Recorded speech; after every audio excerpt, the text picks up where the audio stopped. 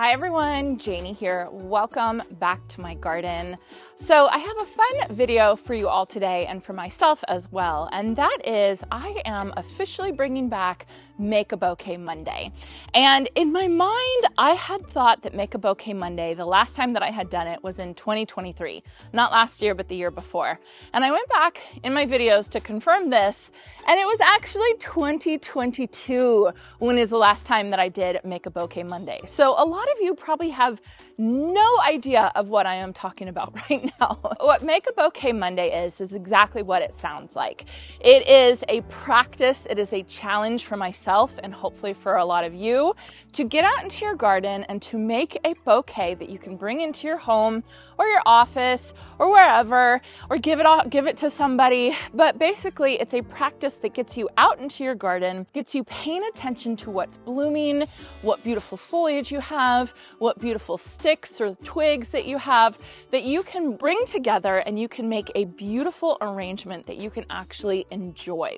It's just a practice to get us to slow down and to get us to really focus on what is going on in the garden and to be really mindful, which is why I got started gardening anyway. So this video is coming out on the very first Monday of 2025. And so I want to encourage all of you, starting today, every Monday for the rest of the year, to go out into your garden and find something beautiful that you can pay attention to, you can bring inside with you, and you can enjoy.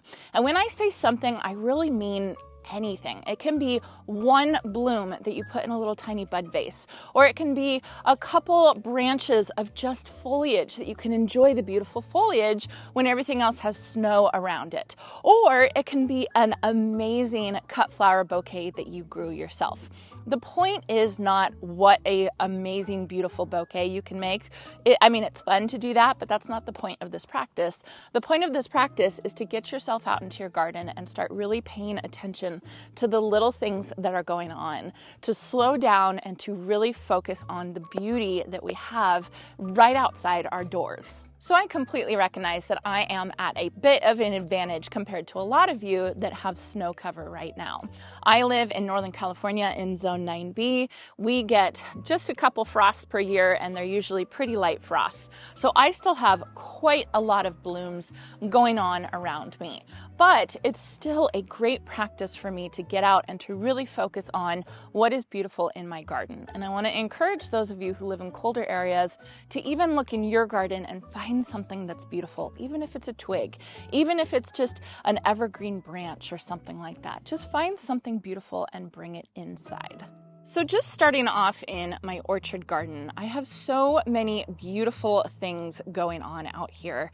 Really, when I slow down and I stop and I look, I think, man, I can make an absolute gorgeous, gorgeous bouquet just with the things that I have. So for instance, I have these iceberg roses right here that are trying their hardest to bloom. They need to go to sleep, honestly, is what needs to happen. And I think later on this week, I'm going to come through and I'm going to defoliate and I'm going to prune all these, but at least I can grab some of these rosebuds, some of the foliage, and add that to my bouquet. I have my Surefire Rose Begonia over there that is just ridiculously beautiful, but I do need to cut that back eventually, so I think I want to use some of that. And then coming over here, I have just the most beautiful, beautiful plant, and that is plain the blue salvia right here. This one should be done and it should be, finished for the year, but it's not. It keeps blooming and the hummingbirds are loving it. So I keep leaving it up. Again, at some point I'm gonna have to cut it back, but right now I'm gonna use some of these beautiful blooms for my bouquet. As for greenery, I have a couple choices, but one that I'm really interested in is obviously some of these olive branches right here. Aren't they gorgeous? Now, of course, this is my neighbor's olive tree. I have some olive trees in the backyard that I can use, but I think that that would be really, really beautiful for some foliage, or I can even use some of the foliage from my lime tree. Yes, this is a lime tree. I know they look like lemons. They're done. They're overripe at this point, but I can use some of that foliage, or I can even use some of the grasses over here from the Niagara Falls panicum. Look at how beautiful those are. That would be perfect to use. So what I'm gonna do right now is I'm gonna grab my snips, and I have a little watering can that I'm gonna use to put my cuttings in, and I'm just gonna go around the garden in early January and find things to make a beautiful bouquet.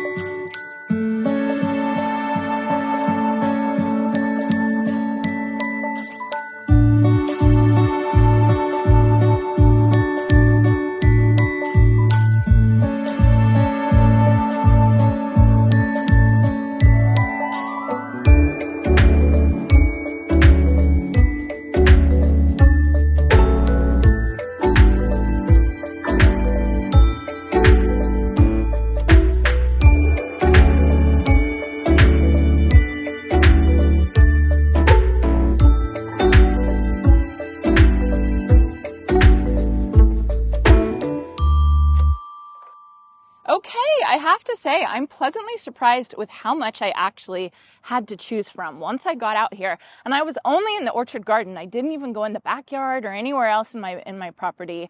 I had tons of stuff to choose from. I found myself leaving certain things for next week. And so I kind of already know what I want to do next week, or at least some things that I want to build my bouquet around, which is the exact point of this exercise, is just to get out here, find some time, and pick some beautiful things to pay attention to them.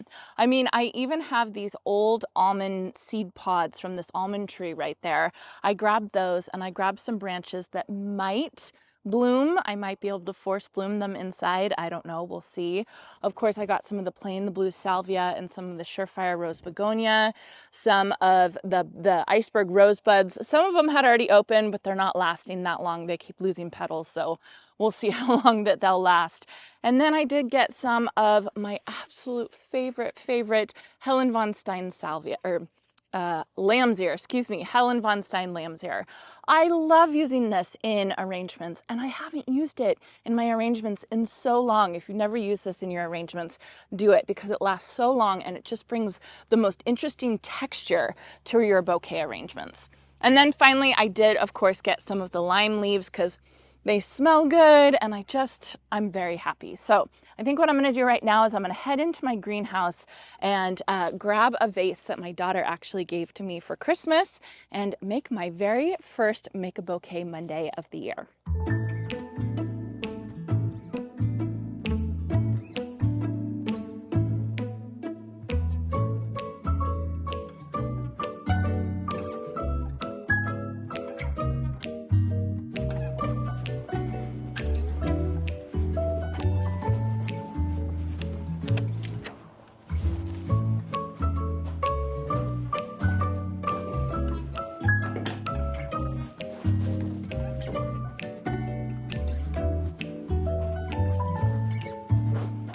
All right, so it feels like it's been way too long since I arranged a flower arrangement, a bouquet, which is exactly why I should be doing Make a Bouquet Monday, forcing myself to get outside and enjoy nature and enjoy my garden, even in January. So I got this vase from my youngest daughter, Shay. Sadie also got me a vase that I will use next week for Make a Bouquet Monday, but I love it. I love this vase so much. Sometimes when you have to go forage for flowers, the stems aren't that long. So using a shorter vase, I think, makes it that much easier. Now, later on in the season, when we have all of our cut flowers that we can choose from that are meant to be for cut flowers, they have longer stems. So that's where a taller vase can come in. But for right now, I'm really excited about this vase. So I think I'm gonna get started with my greenery, my foliage. And I'm really excited about these sticks, actually.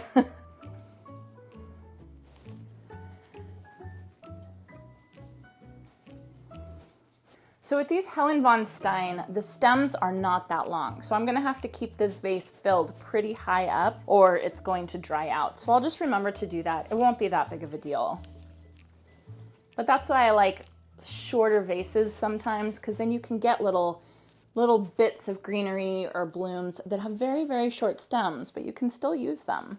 Okay, now I have a couple stems of lime greenery that I definitely want to put in because it's going to bring in some of that dark green foliage. You guys, it feels so good to be out here doing this. When we moved to this property, there was absolutely nothing here. There were no flowers, there was barely any plants. And so I didn't make bouquets for a really long time because I was really just focused on bringing some more life into this garden. So I can't tell you how good it feels to be able to focus on making bouquets, because that means that I've brought blooms, foliage, pollinators, insects into this garden, which makes me really, really excited. Okay, so I think my structure is done, and you can see even twigs and some foliage really makes quite the statement that I would be more than happy to have in my home as a bouquet for that week.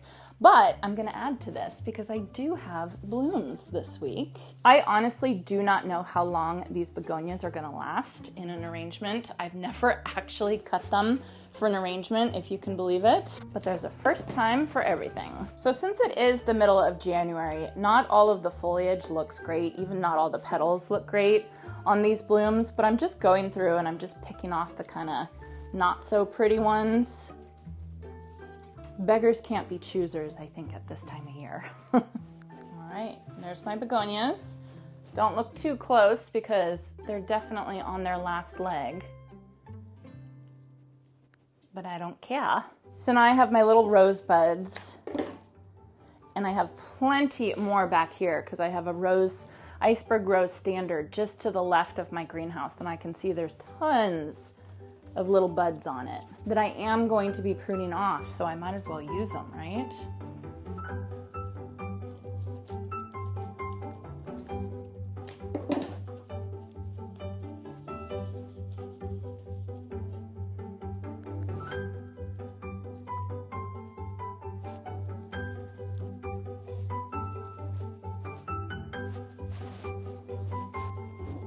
Last one.